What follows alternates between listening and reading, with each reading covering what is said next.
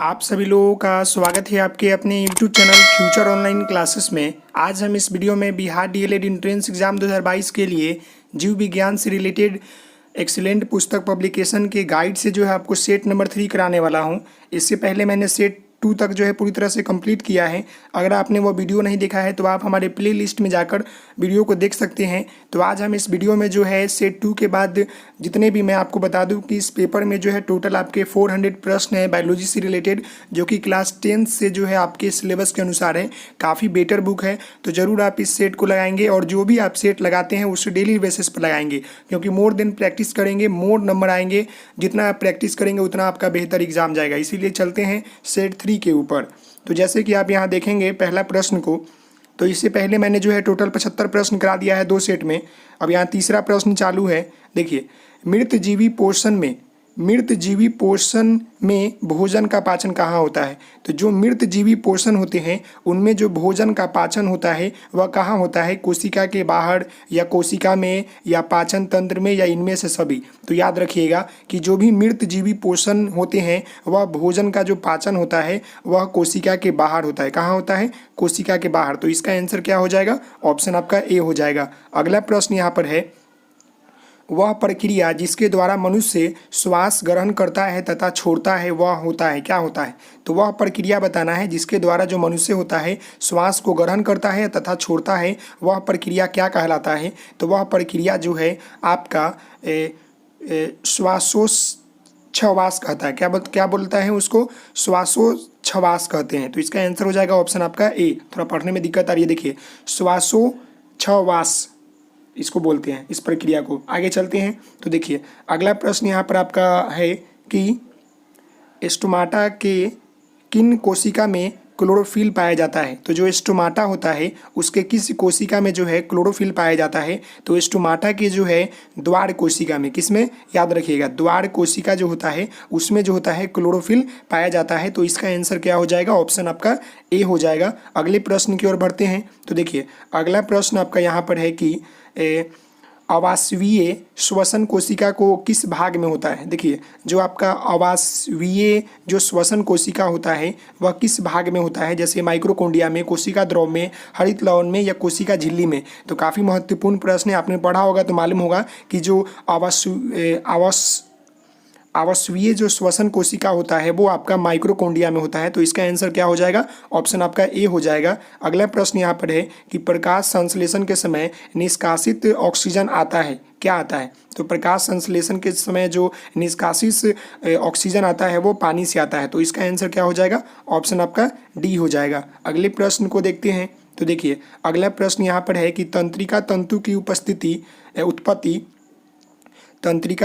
की उत्पत्ति किस प्राथमिक ऊतक द्वारा होता है? जैसे यहाँ पर एस्ट्रोडर्म, मिस्ट्रोडर्म, इंडोडर्म, इनमें से कोई नहीं। तो बताना है कि तंत्रिका जो तंतु होता है उसकी उत्पत्ति जो होता है प्राथमिक ऊतक द्वारा होता है। तो कौन से प्राथमिक ऊतक द्वारा होता है? तो वह जो होता है मिसोडर्म के अनुसार होता है। किसके? प्राथमिक के ऊतक के द्वारा, तो मिसोडर्म ऊतक के द्वारा होता है। तो इसका आंसर हो जाएगा ऑप्शन आपका बी। अगला प्रश्न भी काफ़ी महत्वपूर्ण है, ये देख लीजिए, मानव हृदय का औसत प्रकुचन दाब क्या है? तो मानव हृदय का जो प्रकुचन दाब होता है औसत, वह आपका होता है 120 mgHg, 120 mmHg। तो इसका आंसर क्या हो जाएगा? ऑप्शन आपका ए हो जाएगा। याद रखिएगा, मानव हृदय का जो औसत प्रकुचन दाब होता है वो कितना होता है? 120 mmHg। अगले प्रश्न को देखते हैं तो देखिए अगला प्रश्न यहाँ पर है कि आपका, यदि हमारे आहार में आयोडीन की कमी है तो हमें किस प्रकार के रोग के होने का संभावना होती है? तो हमारे भोजन में जो है आयोडीन की कमी होती है तो हमें जो होता है किस बीमारी का होने का खतरा होता है? ऑप्शन आप देख ले, क्या होता है? ग्वाइटर, गलकंड, घेंघा, इनमें से सभी। तो इसका आंसर क्या हो जाएगा? ऑप्शन डी हो जाएगा, इनमें से सभी। आयोडीन की कमी से जो है ये तीनों रोग होता है, ग्वाइटर, गलकंड और घेंघा, ये सभी जो है आयोडीन की कमी से होने वाले रोग है। तो इसका आंसर क्या हो जाएगा? ऑप्शन आपका डी हो जाएगा, इनमें से सभी। अगले प्रश्न को देख लेते हैं। पादप हार्मोन्स का उदाहरण है, जैसे देखिए पेप्सिन, एड्रिनल, ऑक्सिन, टेटोस्टेरोन। तो इसका आंसर क्या हो जाएगा, जो पादप हार्मोन का जो उदाहरण है वो आपका है टेस्टोस्टेरोन। तो इसका आंसर हो जाएगा ऑप्शन आपका डी। अगले प्रश्न को देखिए यहाँ पर, मनुष्य के शरीर में सबसे बड़ी ग्रंथि क्या है? ये तो आपको मालूम होना चाहिए, सबसे इजी प्रश्न है और महत्वपूर्ण प्रश्न है।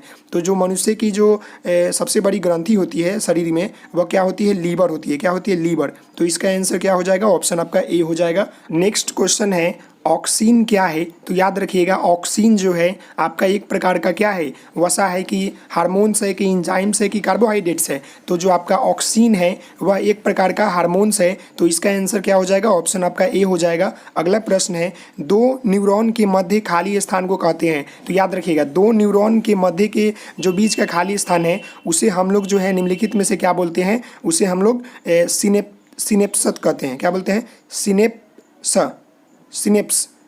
कहते हैं। याद रखिएगा, ऑप्शन बी इसका सही हो जाएगा। अगले प्रश्न को देखते हैं, मस्तिष्क उत्तरदायी है?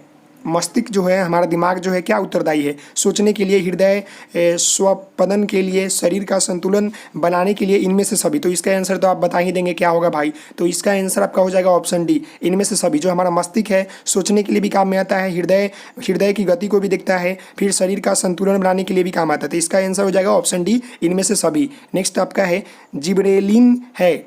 जो आपका जिबरेलिन है वह क्या है? हार्मोन है कि वसा है कि इंजाइम है कि कार्बोहाइड्रेट्स है? तो याद रखिएगा, ये महत्वपूर्ण प्रश्न है आपका कि जो आपका जिबरेलिन है वह एक प्रकार का जो है हार्मोन है। क्या है? हार्मोन। तो इसका आंसर हो जाएगा ऑप्शन आपका ए। अगले प्रश्न को देखते हैं। तो देखिए, अगला प्रश्न यहाँ पर आपका 90 नंबर है कि डाईएनसेफ्लॉन तथा सेर्विक भाग है, किसका भाग है? जो आपका डाईएनसेफ्लॉन तथा सेर्विक जो भाग है वह किसका भाग है? अग्र मस्तिष्क के कि मध्य मस्तिष्क के कि मतलब मस्तिष्क मतलब पश्च मस्तिष्क के, या इनमें से कोई नहीं? तो याद रखिए, जो ये दो भाग दिख रहे हैं आपको, ये मस्तिष्क के ही भाग है, लेकिन कौन से मस्तिष्क के भाग है आपको वो बताना है। तो यह जो आपका है अग्र मस्तिष्क के भाग है, ये आपका डाईएनसेफ्लॉन तथा सेर्विक। याद रखिएगा। अगला इसका आंसर हो जाएगा ऑप्शन है। अगला प्रश्न है, रुधिर चाप इनमें से कौन नियंत्रित करता है? तो रुधिर चाप जो होता है इनमें से कौन नियंत्रित करता है? तो एड्रिनल जो होता है आपके रुधिर चाप को जो है नियंत्रण करता है। तो इसका आंसर क्या हो जाएगा? ऑप्शन आपका सी हो जाएगा। अगले प्रश्न की ओर चलते हैं। तो देखिए, अगला प्रश्न यहाँ पर है कि यहाँ देखिए, अगला प्रश्न आपका क्या है कि वृषण द्वारा स्रवाहित हार्मोन्स को कहते हैं? तो वृषण द्वारा जो स्रवाहित हार्मोन्स होते हैं उसे हम लोग जो है टेस्टोस्टेरोन कहते हैं। क्या कहते हैं? टेस्टोस्टेरोन। तो इसका आंसर हो जाएगा ऑप्शन ए। अगला प्रश्न है, मानव में बुद्धि एवं चतुराई का केंद्र क्या होता है? सेरिब्रम, सेरिबेलम, स्पाइन कॉर्ड या हाइपोथैलम्स? तो देखिए, मानव में जो बुद्धि एवं चतुराई का जो केंद्र होता है वह आपका होता है सेरिब्रम। क्या होता है? सेरिब्रम। तो इसका आंसर हो जाएगा ऑप्शन ए। अगले प्रश्न को देखते हैं। देखिए, ग्वाइटर अथवा घेंघा होता है। अब मालूम हो गया, ये प्रश्न अभी ऊपर मैंने किया है कि जो ग्वाइटर रोग है और घेंघा रोग है वह किसकी कमी से होता है? तो आयोडीन की कमी के कारण जो होता है यह रोग आपके शरीर में होता है। तो इसका आंसर हो जाएगा ऑप्शन बी। अगला प्रश्न है आपका, मेरुरज्जु। देखिए, मेरुरज्जु का रक्षा करती है। जो मेरुरज्जु होती है वह किसकी मतलब रक्षा करता है? कशेरुक दंड का या कॉर्नियम का या कॉपर्स कोलोसम का, इनमें से सभी? तो इनमें से सभी आपका आंसर आ गया है। तो देखिए, इसका क्या होगा कि मेरुरज्जु जो होता है वह केरुक जो दंड होता है उसकी रक्षा करता है। तो इसका आंसर क्या हो जाएगा? ऑप्शन आपका ए हो जाएगा। अगले प्रश्न की ओर बढ़ते हैं। तो देखिए, अगला प्रश्न भी काफ़ी महत्वपूर्ण है कि गर्भवती महिला के प्रसव के आखिरी समय में कौन सा हार्मोन्स दिया जाता है? तो गर्भवती जो महिला होती है उसको आखिरी समय में, जब वह मतलब बच्चे को जन्म मतलब देने के समय होता है, उस समय जो होता है जो हार्मोन्स उसे दिया जाता है वो कौन सा हार्मोन्स दिया जाता है? तो वह हार्मोन्स जो होता है आम्प्लीटोसिन दिया जाता है। क्या दिया जाता है? आम्प्लीटोसिन। तो इसका आंसर हो जाएगा ऑप्शन आपका बी। अगला प्रश्न है आपका, रक्त में ग्लूकोज की मात्रा नियंत्रित रहता है? तो रक्त में जो होता है ग्लूकोज की मात्रा नियंत्रित रहता है किसके कारण?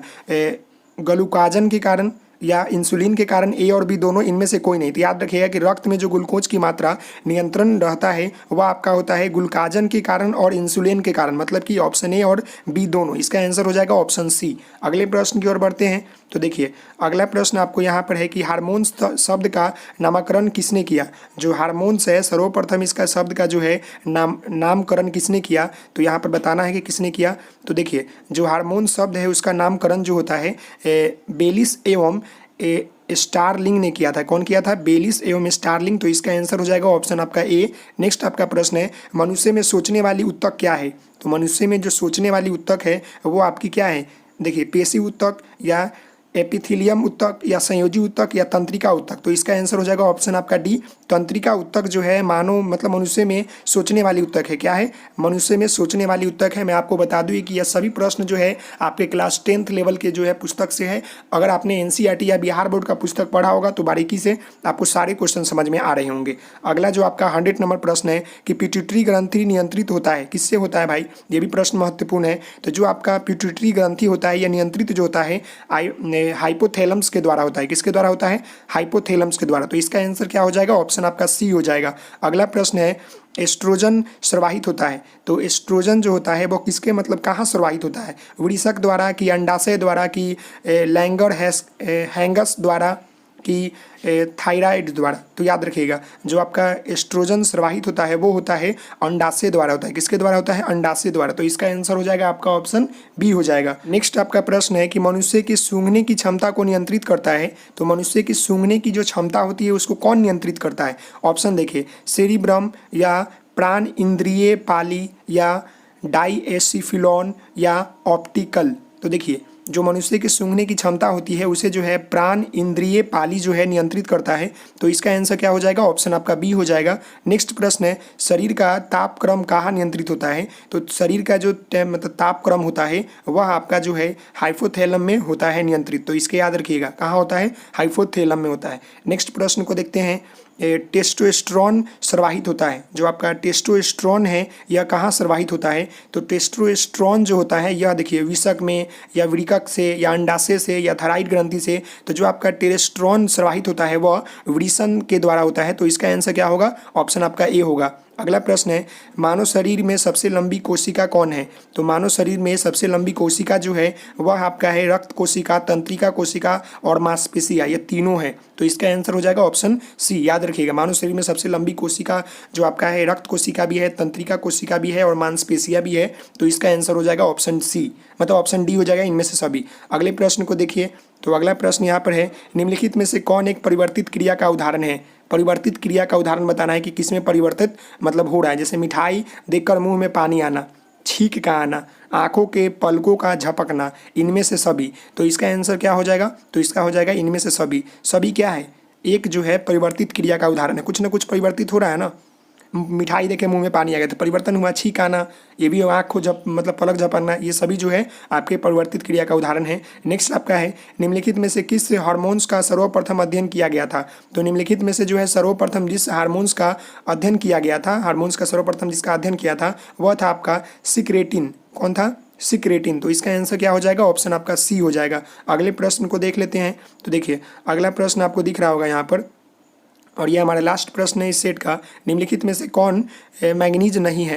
तो निम्नलिखित में से जो मैग्नीज नहीं है वो आपका जो है सेरिब्रो स्पाइनल द्रव जो है यह नहीं है, बाकी आपका तीनों जो है वो है। नेक्स्ट आपका है देखिए, अनैच्छिक क्रियाओं का नियंत्रण केंद्र माना जाता है। जो अनैच्छिक जो क्रियाएं होती है उसका नियंत्रण केंद्र जो होता है किसको माना जाता है? सेरिब्रम को, मेडुला ऑब्लोंगेटा को या ऑप्टिकल फाली को, इनमें से सभी को। तो याद रखिएगा, जो आपका अनैच्छिक क्रियाएं होती है उसका नियंत्रण केंद्र जो होता है मेंडुला को माना जाता है। तो इसका आंसर क्या हो जाएगा? ऑप्शन बी हो जाएगा। तो आशा करता हूं कि आपको ये वीडियो समझ में आया होगा। तो आप इस वीडियो को लाइक करेंगे, शेयर करेंगे, सब्सक्राइब करेंगे। Thank you so much. जय हिंद, जय भारत। तो मिलते हैं नेक्स्ट वीडियो में, तब तक के लिए धन्यवाद।